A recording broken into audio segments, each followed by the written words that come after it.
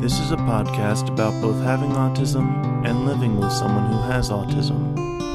My mom is Sonya, and I'm Josh, and this is Josh Has Autism.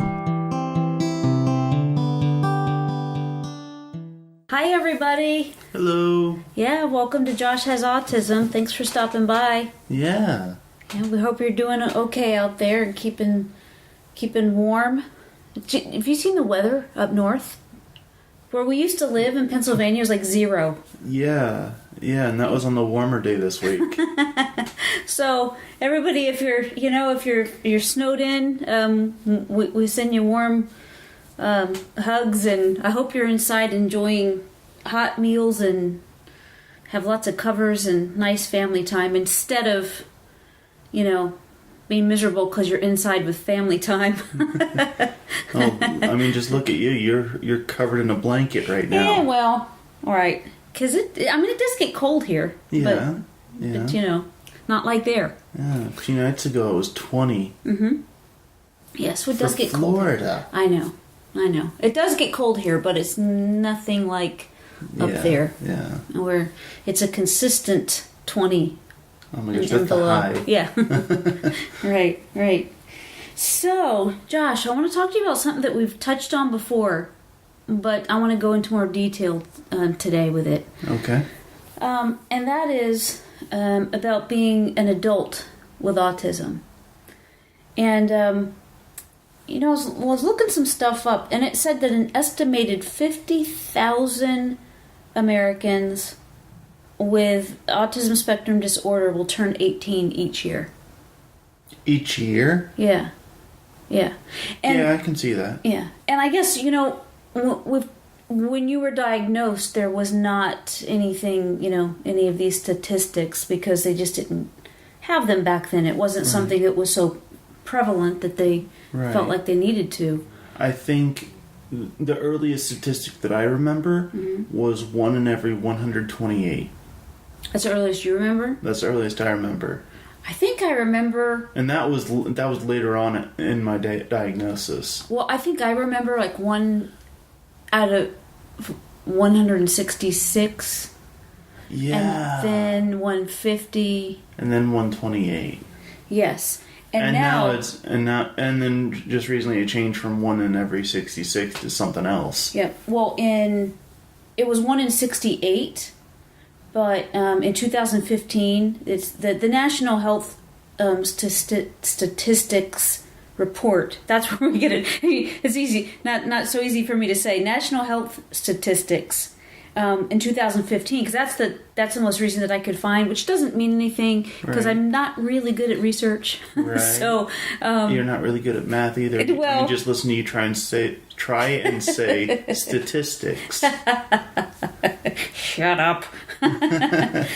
Anyway, they found that an actual U.S. autism rate to be at 1 in 45. Whoa.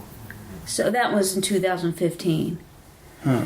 And, that might change. Probably will. Yes, and I would say that it's probably, in some instances, the number would go down because they have this thing that's called the Diagnostic and Statistical Manual of Mental Disorders.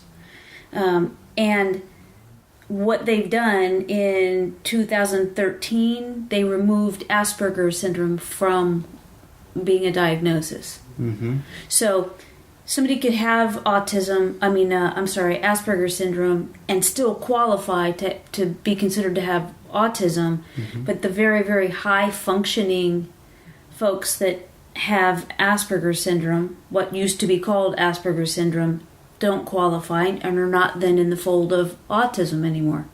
So what happened there is those people that were benefiting from services that actually needed help, yes, high functioning, yet but still autistic. Still autistic, and they were benefiting, but then this new criteria came in and said, nope, you don't have autism. Now that did not happen to me. It did not. No, I was concerned about that, but no. Even you've had some testing since then, and continual issues.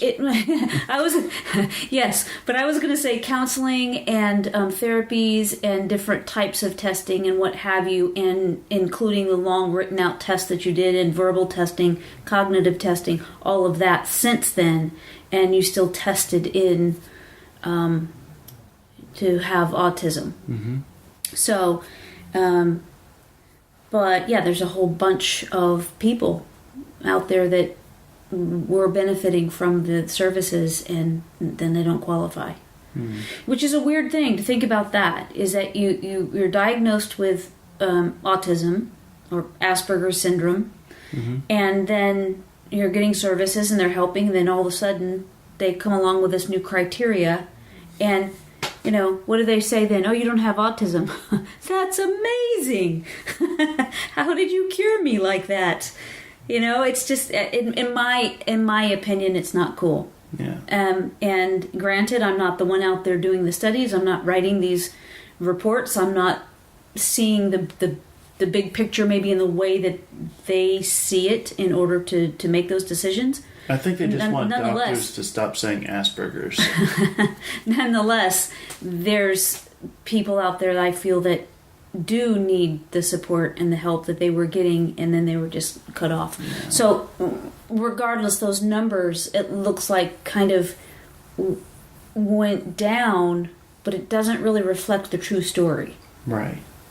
It's I mean, I look at it as like unemployment numbers, that if somebody is on unemployment and then they no longer qualify for unemployment, then they're off of unemployment, but that doesn't mean they're employed. Right. So it's not accurate. Really. It's technically not accurate. Right. So, but anyway, so the numbers might be a little bit lower because of these new changes. Okay. So one thing that I wanted to ask you about,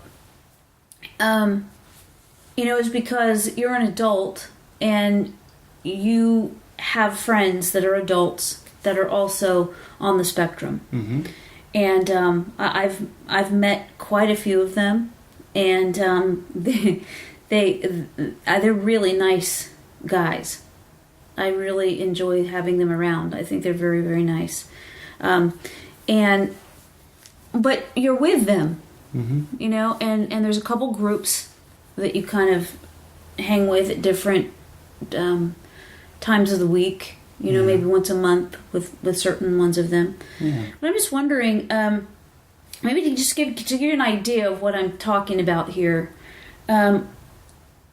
There were some of the challenges that they say, and they are not that abstract they that say you can drive 7 miles over the speed limit and then they refuse to pay my ticket.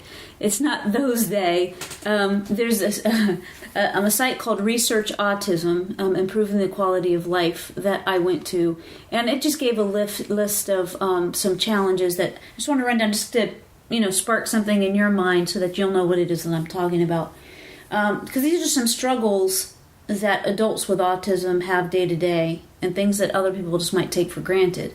Mm-hmm. So some examples are moving on to college, so into the college years, to find or keep a job, to manage your own finances, to run a home by yourself, to maintain a balanced, healthy, and nutritious diet, to enjoy leisure and recreational opportunities. You're good at that. Sometimes, yeah. Yeah. Travel, safety, and independently. I think that you're really good at that. Yeah. Begin or maintain a friendship or a relationship. And I also think that you've gotten pretty good at that. Yeah, I would say so, because we now want you to explain, what, and share whatever you'd like to about what it is that you've heard or recognize in yourself or your friends that is an adult autistic issue. Well, the first thing that comes to mind is not really limited to people on the spectrum. And believe it or not, it's traveling. Like, specifically through airports. If you've never done it before, the easiest thing to do is to ask for help. Right, but I'm talking to you about your friends that are on the spectrum. So not just the population. Yeah, but I mean, even especially if you're on the spectrum and you don't know what's going on, you ask one of the people there if they could walk you through the steps of what you need to do. Right. I would say when it comes to traveling that it even starts before that. I say that you make or somebody on your behalf make phone calls to get information as to where things are located and where the gate is and where, and to see if the numbers that if you're there and you need help, is there a number that you can call so that within the airport system itself, maybe security could come and help. Right. Things like that. So I would say that one is well before, travel time. But when what are some issues that you might be surprised or maybe not? Because, I've lugged my issues with me all these years. Some of them surprise me that I'm still dealing with them, but it doesn't have to be a negative. Right. But we are talking about the ramifications, of autism as you're functioning and expected to function as an adult. Okay.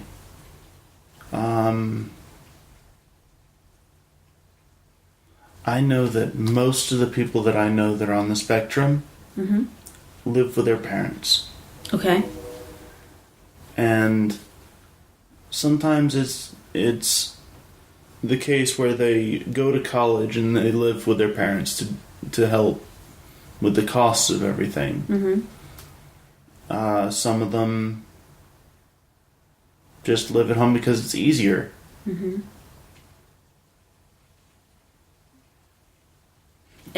And it's easier to have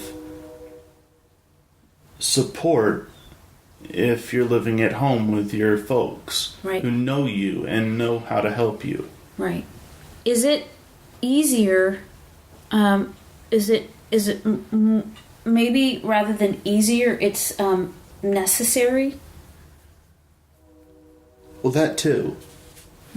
I view them as two separate issues. Not issues, but like two separate things. Okay. Whenever I say that it's easier,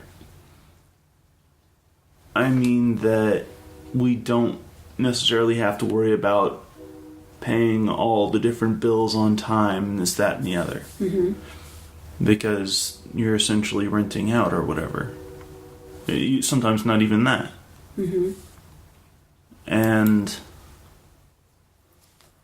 I know that the other issue that I was saying, yeah. Oh, I just wanted to ask you about that. So when we're talking about you with your friends, you go to D&D, and you're saying to me that out of the group of friends that you have now that play D&D together, almost all of them are autistic. Yeah. Okay. And I think is really cool in and of itself because it's just one of those things. It's one of those things that to me defies what I was told about you when you were a little boy. And I imagine, I cannot speak for them, but I imagine, because I've heard these stories so many times, that those gentlemen, their parents were told the same thing about them, that they're not going to have any friends. Because autism is considered like this antisocial group of individuals. Yeah. And yet that's something that so here the other day you're not driving right now. Right. Okay. And the other day you went to D&D and you were being picked up by a friend. And it was a nice day. So they pulled up out in front, and we heard them coming because they were really loud. Yes. And their music was really loud. Their music was loud, and their windows were rolled down. And as they pulled up, it's just like anybody else coming to pick up a friend, they start hollering out the window at you, and you run and you jump in and you take off. And I was more running and jumping in because I didn't want to get looked at by the neighbors strangely. I don't believe that for a second. Okay, I was embarrassed of you guys. About me? Of not of you guys, but for you guys. See, I don't know. I don't know how I'm trying to word this. Okay. I was flustered, I guess, that the one guy who was yelling out the window at me wasn't autistic. Okay. Okay. And I know that sometimes situations, like we've talked about before, like reading a book or watching a movie, where a character is put in a situation not of their own doing, but makes them feel uncomfortable or overwhelmed. Is that kind of what you're talking about? Like you found yourself in a situation with this neurotypical that's lost his mind hollering out the window. And do you know what he said? I do not. Let's invade Poland. And he was listening to heavy metal. Oh, okay. So I that's why I got embarrassed. Okay. All right. Yeah. So did it make sense to you? Was, off the wall, inappropriate. Yes. We are not going to invade Poland. No. And right. So I get it. I get it. It's because you've been, it's been drilled into you what's appropriate behavior. Yeah, and I'm also more socially aware due to history of things. Sure. Right. Yeah. Got it. And so the driver, however, was on the spectrum. And it's my understanding, he's told me this, that he may be on the spectrum, but the way that he was raised, it was, you'll get over it. Okay. And he pretty much has. And he learn to deal with what he needs to deal with and keep moving forward. Yeah. Yeah. Okay. That's pretty cool. Yeah. That's pretty cool. So that's just one type of upbringing, though, because the upbringing of the person on the spectrum can greatly influence how they react to things that they're unprepared for. Right. And as well as just life in general. And well, I have been told by some people that I have babied you too much. Yeah. And tried to protect you too much. And, and I remember when Grandpa was alive still way back then, he would tell me, you gotta let him make mistakes. You gotta let him learn on his own. Yeah. And, at that point I'm coming from with this mama bear mentality from seeing you bullied and mistreated so often. And, it's just kind of like my knee-jerk reaction then. Yeah. And, you know what my friends now say? What? They say, whenever they find out that I have to call and let you guys know something or whatever, it's like, that's your parents, all right. They're being overprotective and. Yep. Well, because of this, because when you go and like Dad said, you don't have to ask permission. You don't let us know, that you're working on something that you've got a ride. What Dad says is, just text us the address, just so that we know, where you are. Right. But granted, other 30-year-olds do not have to do that with their parents. Right. And, I think that's even, easing up a lot. I guess it's, and if we expect for you to grow up, we have to as well. So, and just let go. Yeah. But it's confusing because sometimes you feel very together. You seem very together and organized and capable. And sometimes then out of nowhere, it collapses. And you ask for help. Yeah. And so there is that. I've said this before. There's this kind of funky dance that we do all the time. But so your friends on the spectrum, then they all live with their parents. Not all of them, no. Okay. There've been several. I've known, like, I cannot talk. I've known several that don't live with their parents anymore. Mm-hmm. Going as far back as high school. Mm-hmm. And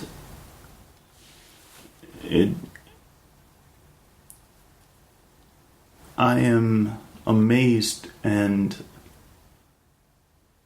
not shocked. What's the word? Proud of them that they've been able to do that. Mm-hmm. Yeah. So sometimes it's kind of like, why can't I? Well, we just talked about this yesterday. Mm-hmm. You know, and with getting you. It's just that I don't have an answer for that because it feels very complicated to me, because when we've tried to move you out, it wasn't successful. Right. And when that doesn't mean it won't be successful today, because every day you have an opportunity to do something new. You have a checking account now. Yeah. You're moving into an area where you are definitely. I'm asking of you, and Dad is asking of you, for you to be more responsible for your own responsibilities, for your own well-being. And, we try to back off. And some of the time, adults don't always, it's wonderful that you have this group of friends that, whether they live at home or independently, that they've now found this group of guys that get along so well and have such a good time together. Because when somebody on the spectrum becomes an adult, there are things that like living independently is a big question. Yeah. Is that going to happen? Is that capable? And when's the right time?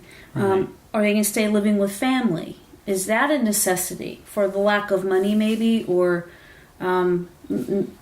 because the level of care needs, kind of dictates that they need to live at home, right, or in a group home, or institution care, or whatever it may be. Yeah, and so when we say that somebody with autism is an individual, it's just so true, because anywhere from, like, your friend living on their own right out of high school, to being placed in an intensive situation, anywhere in between. Yeah. And so you just, So just wondering about that with your friends, what that kind of scenario looked like. I had a feeling that most of them lived at home, because it seems like in this D&D group, you guys go from home to home. Yeah. And wherever you go, then it sounds to me like the parents on that night make a meal for everybody. I don't know how common that is yet. Okay. The 2 times that I've been with them so far, yes, that's happened. Mm-hmm. In that particular group, and in the other one, it didn't, because you met at a comic book store. Comic book store. Yeah. Right. Which also had miniatures and stuff like that. It was just a game store that also sold lots and lots and lots of comic books.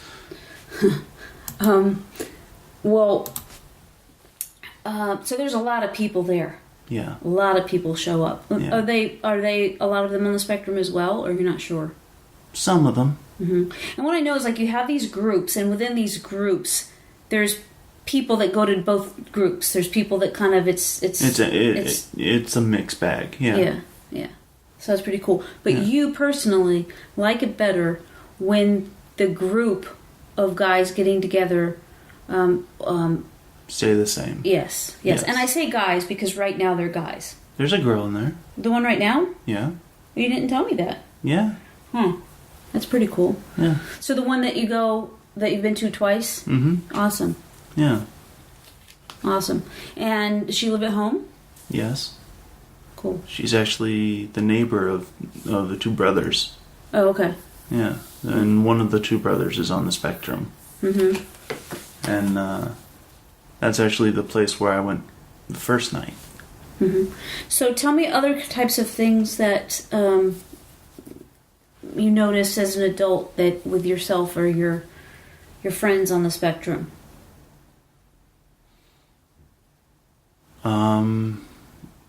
That's a bit broad. Okay. Can you narrow that down a little? Yeah, like the list that I was like kind of saying about that that could be challenges is like going to college or finding and keeping a job. Right.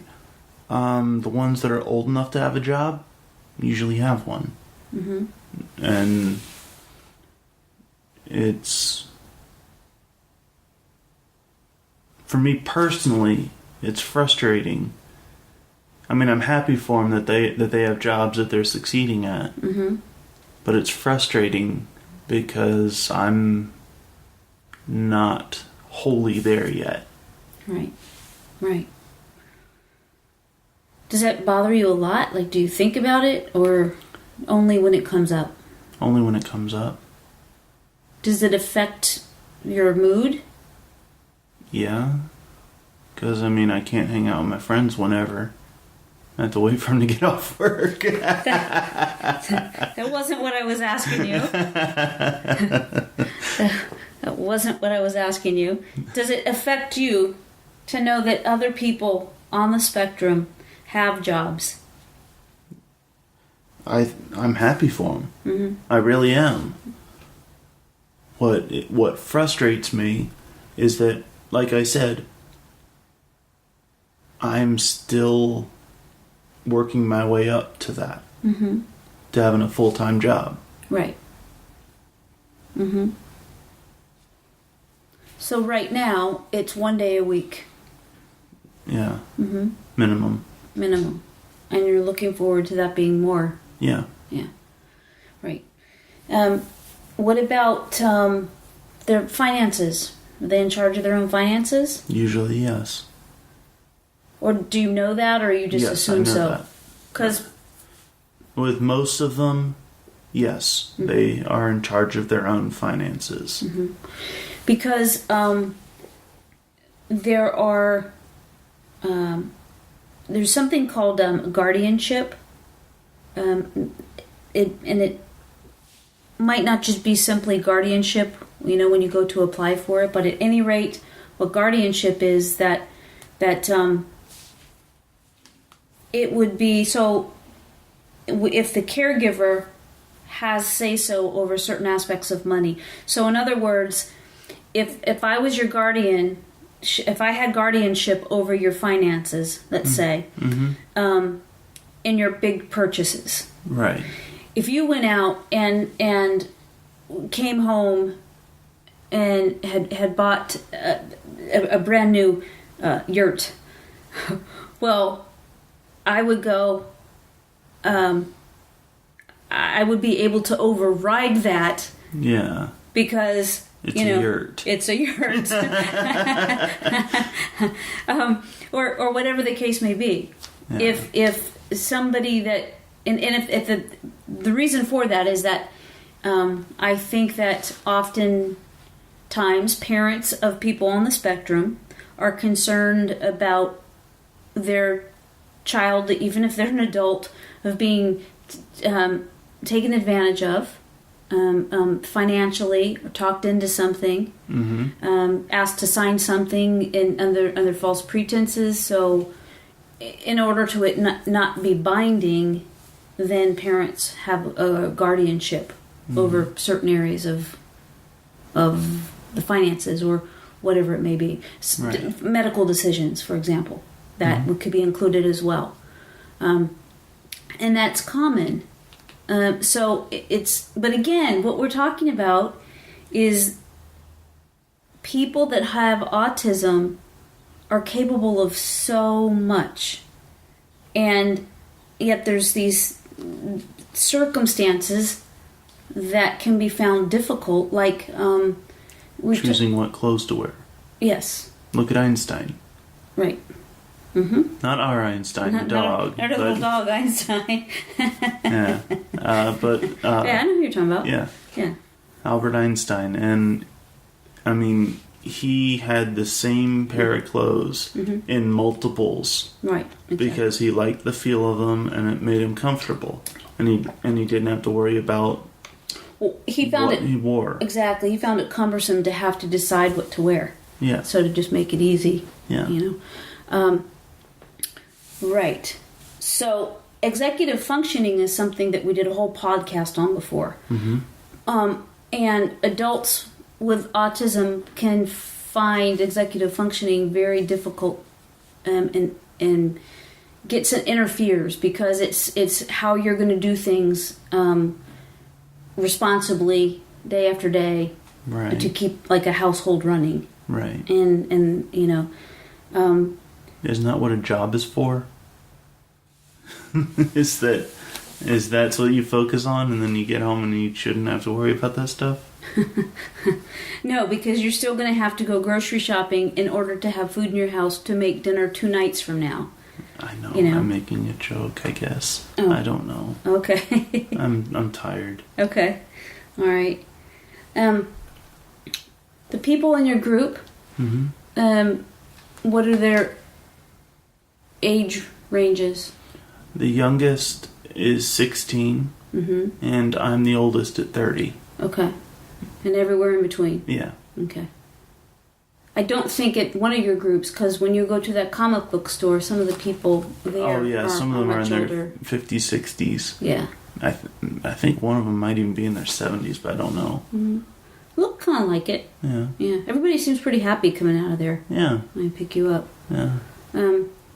So the people that we're talking about, do you find interaction pretty easy? Does it seem like, I don't know if you observe this or not, but do they seem to be interacting easily? Yes. Because you're a character. That, and they're just characters in and of themselves. Right. I mean, we sometimes have trouble getting our thoughts across, but it's hilarious sometimes how that works out. Mm-hmm. And we're everyone else is understanding of everyone else, and we just make things work. It's very friendly atmosphere and everything, so. And you told me one time I asked you about how does it, what is this thing? You were doing role playing. And I asked you, is that hard to do? Is that, is it like intimidating, or is it, uncomfortable? You said no, because it's not you. You're playing a character. Yeah. So you're a character. It's not you. You can do anything. Yeah. Yeah. That in and of itself is fascinating to me. I think that's pretty cool. Yeah. What else? What else? Do you notice that you and your friends that are adults, anything else that's... We make so many references to so many different things, it's ridiculous.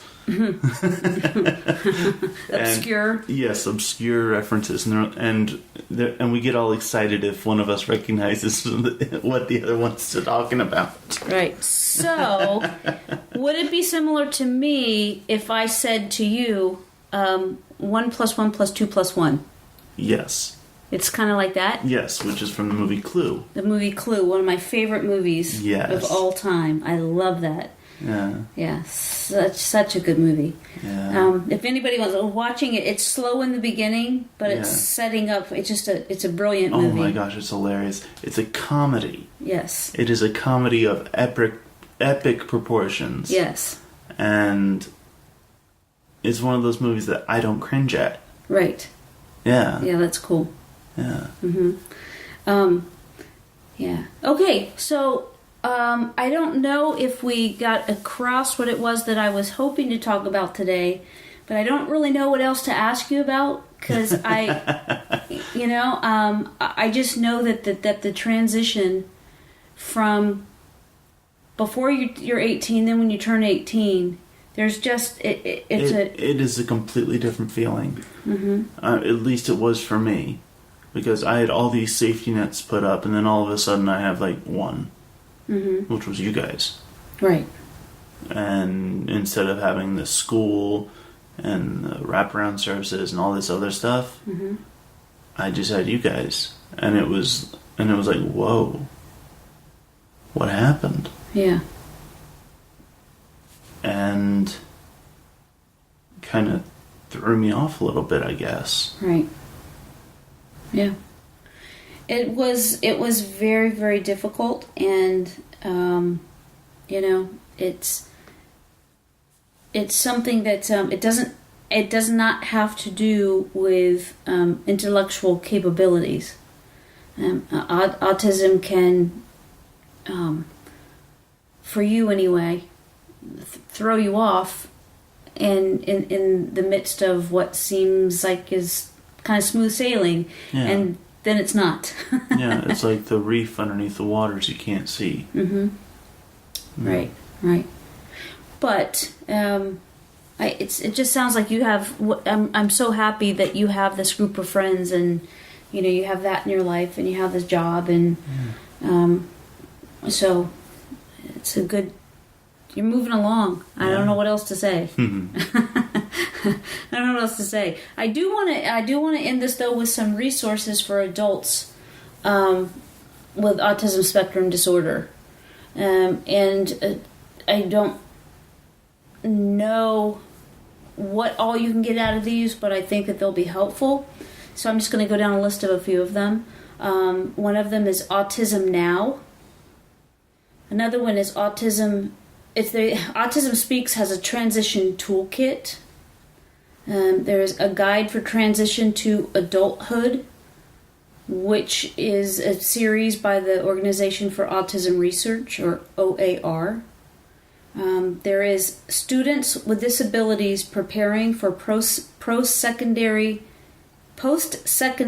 Education, Know Your Rights and Responsibility. That's from the Office of Civil Rights. It's the Department of Education. What Can You Do? It is a website for Campaign for Disability Employment.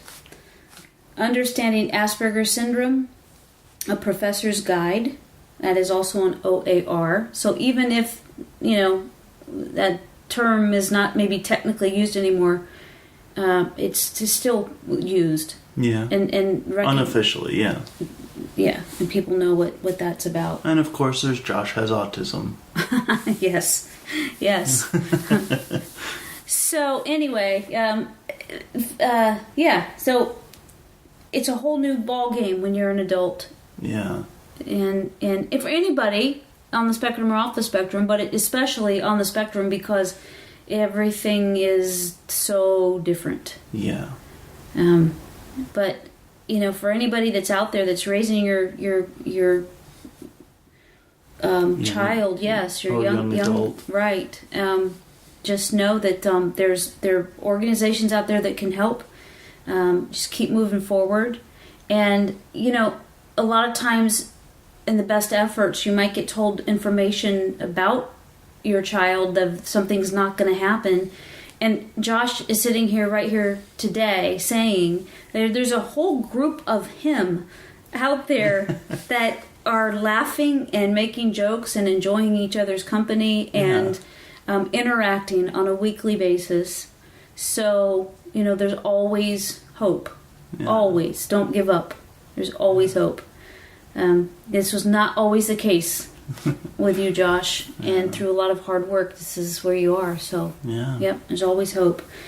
So, I just want to say one more time, thank you so much for listening, everybody. If you would give us a 5-star review, again, I always ask for that you do that. It helps us out a lot. If you have any questions or concerns, let us know, please, at my website, sonyaking.com. It's SonyaKing. Thank you for listening so much, everybody. We will see you next week. Love you. Bye.